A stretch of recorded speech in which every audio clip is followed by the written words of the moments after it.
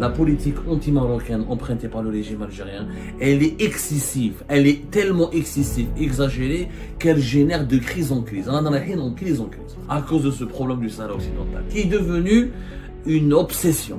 Beaucoup de nos compatriotes, ils pensent que le Sahara occidental, c'est un territoire algérien. Et où il y a des Algériens et des Algériens, ils disent, mais le Sahara, بالك تاعنا بالك أرضنا احنا ما نسيناها ولا on doit la récupérer. ما مش فاهمين بلي c'est un pays étranger. Parce que احنا ما عندناش مشكلة avec les Marocains concernant le territoire algérien. Le Maroc, je le rappelle et je le dis 1000 fois, n'a plus de prétention sur le territoire algérien. يعني le Maroc n'a jamais revendiqué une partie de notre Sahara.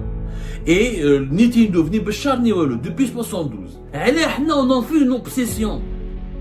Pourquoi en faire une obsession au point où le Sahara occidental est devenu un baromètre? Comme le Coran, c'est devenu une Bible, un Coran.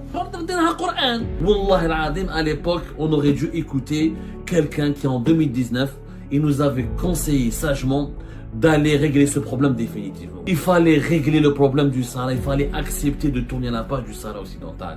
Le Sahara doit rester marocain.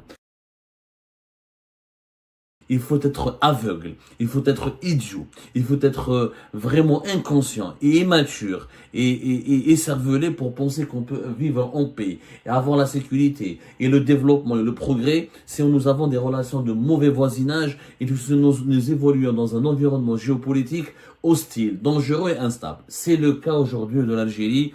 Depuis 2021, la politique anti-marocaine empruntée par le régime algérien, elle est excessive, elle est tellement excessive, exagérée, qu'elle génère de crise en crise. On en a en crise en crise. Alors, on s'est disputé avec l'Espagne, notre partenaire, notre deuxième client au niveau du gaz algérien et notre deuxième client au niveau de nos exportations des hydrocarbures, notamment du gaz. L'Espagne qui était parmi les 4 et 3, voire les 5 premiers fournisseurs de l'Algérie et donc parmi les 5 partenaires commerciaux de l'Algérie. Depuis 2022, les relations avec l'Espagne se sont tellement détériorées que les échanges économiques entre les deux pays ont été significativement réduits à moins de 90%. On est resté 20 mois à Madrid sans ambassadeur algérien. Les liaisons aériennes et maritimes avec Madrid, avec l'Espagne et les autres grandes villes espagnoles ont été significativement réduites. Elles se sont un petit peu améliorées au cours de cette année 2024. Sinon, depuis 2022 et 2023, ça a été la catastrophe. 20 mois, jusqu'à la fin de l'année 2023 pour avoir un ambassadeur sur place. On est passé, les entreprises espagnoles étaient importantes pour l'Algérie. L'Espagne exportait vers l'Algérie pour 2,9 milliards d'euros en 2019, pour 1,9 milliard d'euros en 2020 et 1 milliard et quelques d'euros en 2021. Et depuis, on est à moins de 500 millions de dollars, à moins de 500 millions d'euros pratiquement. C'est une chute excessive et grave, ce qui a encore une fois provoqué, pénalisé plusieurs entreprises algériennes qui avaient des partenariats avec les entreprises espagnoles, ce qui a provoqué aussi un énorme problème d'inflation et de pénurie, puisque les traditionnels fournisseurs espagnols du marché algérien ont été éjectés très brutalement. On n'a pas su les remplacer, on n'a pas su remédier, on n'a pas calculé les conséquences d'une rupture des stocks et le risque d'une pénurie sur le marché algérien, et ça a causé une catastrophe notamment dans le secteur de la volaille où les prix du avion de poulet jusqu'à aujourd'hui, depuis 2022 jusqu'à aujourd'hui, ne cessent d'augmenter d'un mois à un autre, d'une année à une autre, entre 30 et 40%. C'est énorme, c'est vraiment énorme. On calcule pas les conséquences, mais avec l'Espagne, non seulement on n'a rien gagné, je dis bien, on n'a absolument rien gagné sur le plan géopolitique. Les Espagnols n'ont pas changé d'un iota leur position. Il y avait 189 000, presque 190 000 entreprises espagnoles qui travaillaient avec l'Algérie. Et là, malheureusement, nous avons on a pratiquement, mais à peine 10%, on va dire, de ces entreprises continuent de pouvoir travailler avec l'Algérie. Les milliards d'euros que l'Espagne a perdu avec l'Algérie, les a récupérés avec le Maroc. On a déjà expliqué que le Maroc a profité de cette occasion. Il a attiré vers lui les entreprises espagnoles et il a essayé de combler le vide, il a essayé de profiter de cette politique de boycott de l'Algérie vis-à-vis de l'Espagne pour aider l'Espagne à limiter les dégâts pour ces entreprises. Et on n'a rien gagné. Les relations algéro-espagnoles sont toujours en crise, les relations politiques et diplomatiques sont en minima, le traité de bon voisinage et d'amitié avec l'Espagne est gelé depuis juin 2021, et notre deuxième client du gaz, on a hypothéqué nos relations avec la quatrième économie de l'Union européenne, après l'Allemagne, la France et l'Italie. Notre deuxième client, quand même, encore une fois, du gaz, parmi les 20 pays les plus riches du monde, l'Espagne, qu'on le veuille ou non. Un savoir-faire, etc., des potentialités, des accords, etc. C'est quand même, elle était parmi elle était entre 2019, non, 14e. Elle est actuellement classée en 14e et 16e, en 16e, 14e, 15e, son PIB évolue, puissance économique mondiale. Pourquoi? À cause de ce problème du Sahara occidental, qui est devenu une obsession. Auparavant, l'Algérie, à l'époque du régime de Bouteflika, le Sahara occidental était une constante des affaires étrangères, de la politique internationale de l'Algérie. C'était une simple constante, mais une base, un principe noble comme celle que l'Algérie estimait qu'elle qualifiait de noble et qu'on nous défendions, peut-être à juste titre à une certaine période de l'histoire, mais en tout cas, on n'en faisait pas une obsession. Ça n'a jamais été une obsession. C'est-à-dire qu'on n'en parlait pas tout le temps, ce n'était pas une variable de la politique interne du pays. Le Sahara occidental était toujours une problématique des relations internationales et des diplomates algériens et ça relevait du secteur des affaires étrangères. Ce n'était pas un paramètre stratégique, névralgique, qu'on utilisait comme baromètre pour évaluer et pour déterminer nos relations diplomatiques et politiques avec les États du monde entier. Et on n'a jamais créé des problèmes avec des partenaires aussi importants pour nous, comme la France et l'Espagne, juste à cause du Sahara occidental. Quand il y a des divergences avec la France, quand il y a des divergences avec l'Espagne, ou là avec les États-Unis d'Amérique sur la question du Sahara occidental, voilà, on disait, on marquait notre différence, l'Algérie marquait sa divergence, et ça s'arrêtait là. C'était pas une obsession. On n'est pas allé jusqu'à rompre les relations diplomatiques, et on n'en parlait pas régulièrement, comme à l'époque du régime Tebboune. Le Sahara occidental, c'était l'APS, quelques médias publics moudjahed, je suis à l'expression jeune indépendant, les médias les plus anti-marocains en Algérie, et quelques fois dans la radio de NTV. Maintenant, ça a complètement changé. Le Sahara occidental, on en parle matin et soir. Matin et soir, au point où nous avons l'impression, en tout cas beaucoup de nos compatriotes, ils pensent que le Sahara occidental, c'est un territoire algérien. Je vous assure, des citoyens algériens, et des Algériens et des Algériens, ils disent, le Sahara, on doit la récupérer. Moi, je fais c'est un pays étranger. C'est une question qui ne concerne pas le territoire algérien. On en parle matin et soir. Donc, après l'Espagne, maintenant on se dispute avec la France. La France a décidé de soutenir le plan d'autonomie marocain et de reconnaître la souveraineté du Maroc sur le Sahara occidental. Grosse dispute. Pas d'ambassadeur depuis le 30 juillet 2024. Boycott des importations françaises. Ça, vous allez voir, je l'ai mis en garde. Je vous ai mis en garde.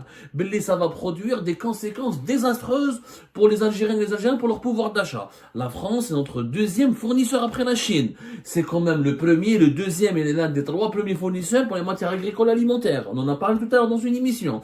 Remplacer les produits français que nous mangeons, que nous consommons, les voitures françaises, les équipements français, aussi rapidement par d'autres fournisseurs, ça va être extrêmement compliqué. Ça prendra du temps, ça va nous coûter plus cher. Du coup, l'inflation va augmenter en Algérie, les pénuries vont s'aggraver, et les entreprises algériennes qui avaient besoin de faire des partenariats qui avec comme fournisseurs des entreprises françaises pour leurs activités de production, pas pour la revente en l'état. Il y a des machines qu'on devait ramener de France, des pièces de rechange qu'on devait ramener de France, de l'expertise, du savoir-faire qu'on devait ramener de France, sans parler des matières premières agricoles par exemple. Et ben, ces entreprises algériennes vont être extrêmement pénalisées. Donc on va avoir beaucoup de déséquilibre dans notre pays. Tout ça pourquoi? Pour le Sahara occidental. Et le Sahara occidental, on s'est disputé avec nos 2 partenaires économiques parmi les plus importants. Mais à part la Chine et l'Italie, les 2 autres plus importants partenaires économiques de l'Algérie sont l'Espagne et la France. À l'est, un morceau, je dis bien un morceau et je pèse mon mot, de désert rocailleux où la population est de 400 000 habitants. Parce qu'on n'a pas de problème avec les Marocains concernant le territoire algérien. Le Maroc, je le rappelle et je le dis 1000 fois, n'a plus de prétention sur le territoire algérien. La convention signée à Rabat en 1972, elle a été ratifiée, qui a été signée à l'île Lianes, qui a été signée par Abdelaziz Bouteflika, quand il était ministre des Affaires étrangères, et par le ministre des Affaires étrangères marocain à l'époque, Ahmed Taibi Ben Hima, elle enterre définitivement le problème du tracé frontalier entre l'Algérie et le Maroc. Il y a quand même 9 articles, 98 pages, elle est consultable sur Internet. Le Maroc et l'Algérie n'ont plus de problème concernant leur tracé frontalier depuis le 25 juin 1972. Le Maroc, il a ratifié, il a fini, il a tardé pour ratifier cette convention, elle a été ratifiée en 1992. L'Algérie l'a ratifié très rapidement parce que ça protégeait notre territoire national contre, auparavant, les velléités expansionnistes de certains dirigeants marocains, mais c'était à l'époque, les années 60, les années 70. Et je rappelle encore une fois, vous pouvez aller voir le site des Nations Unies. Depuis le 30 juillet 2002, cette convention relative au tracé frontalier entre l'Algérie et le Maroc a été enregistré par le secrétariat général des Nations Unies et donc les deux pays n'ont pas de problème concernant leurs frontières. Le Maroc n'a jamais revendiqué une partie de notre Sahara. Et ni Tindouf, ni Béchar, ni Ouelou, depuis 72. Donc nous n'avons pas de problème avec le Maroc concernant notre frontière. Le Sahara occidental, c'est un conflit, il relève de l'ONU. C'est l'ONU qui l'a déclaré territoire non autonome dont la population ne s'administre pas encore par elle-même. Le Maroc a fait une proposition qui est l'autonomie. On en fait une obsession. Pourquoi en faire une obsession au point où le Sahara occidental est devenu un baromètre, plus qu'un baromètre, la boussole de nos relations internationales. C'est devenu la référence absolue, comme le Coran, c'est devenu une Bible, un Coran. ان شاء الله يجيك شي واحد في السلطه الجزائريه ولا في الصحافه الجزائريه يقول لك هذه الصحه الغربيه مذكوره في القران بعيد الشر كل حال ربي يسمح لنا. C'est devenu de la folie. Il y a un cadre qui est l'ONU. Que l'Algérie continue à défendre l'indépendance du Sahara, c'est son problème, ça peut se comprendre entre guillemets. Mais se disputer avec la France et avec l'Espagne, c'est extrêmement grave. Et pourtant maintenant je vais briser un tabou. Wallah al-Adim, à l'époque, on aurait dû écouter quelqu'un qui en 2019, il nous avait conseillé sagement d'aller régler ce problème définitivement. Wallah al-Adim, je vous le dis, je le redis, je le pense. Et je sais que je vais pas être apprécié par beaucoup de dirigeants algériens, ils vont m'insulter là-dessus, mais Ammar Saïdani avait raison. Il fallait régler le problème du Sahara, il fallait accepter de tourner la page du Sahara occidental. Le Sahara doit rester marocain. Oublions ce problème du Sahara occidental.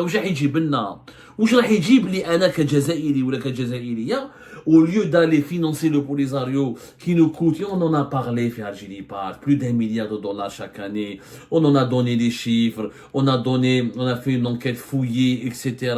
Ça nous coûte beaucoup d'argent pour pratiquement rien, pour pratiquement zéro impact. Aujourd'hui, il y a la majorité toutes les grandes puissances, la majorité des pays à travers le monde ne croient pas à la pertinence et à l'utilité de créer un État en Afrique qui s'appelle le Sahara occidental et peuplé uniquement par 400 000 habitants.